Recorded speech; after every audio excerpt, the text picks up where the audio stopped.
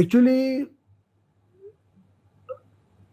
પૂજિતના અવસાન પછી મનમાં ઘણો બધો વિચારો આવતા હતા, કારણ કે બહુ વાલો હતો મને અને સાવ આકસ્મિક મૃત્યુ થયું છે, એટલે સ્વાભાવિક છે કે એકદમ આપણે લાગી તો આવે જ. પણ કોણ જાણે એ વખતે એટલો બધો ભગવાન ઉપર વિશ્વાસ કે ભાઈ હવે ઈશ્વર તું જે કરી, અમે તારા સંતાન છીએ. અને ત્યારે એક નક્કી થઈ ગયું કે માનવી પામર જ છે, સર્વસત્તાધીશ તો એ જ છે, જીવન અને મૃત્યુ એના હાથમાં જ છે. આપણે બધા ગમે તેટલા તોરમાં રહીએ પણ અંતે જન્મ અને મૃત્યુ તો એના હાથમાં જ છે.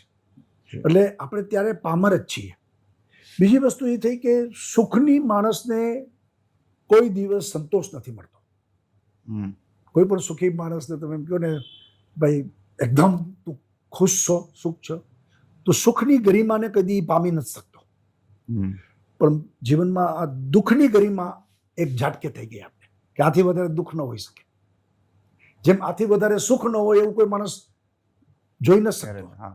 સુખ માણસને વધુ લાલસા જાગે છે બીજા સુખ મેળવવાની, પણ દુઃખની ગરિમાનો ટચ કરાવી દીધો આપણે. એટલે જીવનની જે કહીએ કે જીવનનો અર્થ તો સમજાય જ ગયો ત્યારે આપણે. બિલકુલ. અને આથી વધારે ગુમાવવાનું શું હોઈ શકે એમ? જીવનમાં આથી વધારે ગુમાવવાનું શું હોય? તો એ ગુમાવ્યું. પણ ઈશ્વર ઉપરની શ્રદ્ધા અને બહુ એકદમ જેને કહીને કે દુઃખને અંદર ઘોડીને પી ગયા અને ભગવાન ઉપરની શ્રદ્ધા. હું કહું કરણભાઈ કે પછી 1.5 વર્ષ જ વૃષભ આવ્યો, સ્વયં પૂજિત. પેલા 3 વર્ષ તો એટલે ભગવાને ખોટ પણ પૂરી દીધી આપણે. પણ પૂજિત એની કાયમની આપણે જેને કહીને કે એક સ્મૃતિ પણ રહી.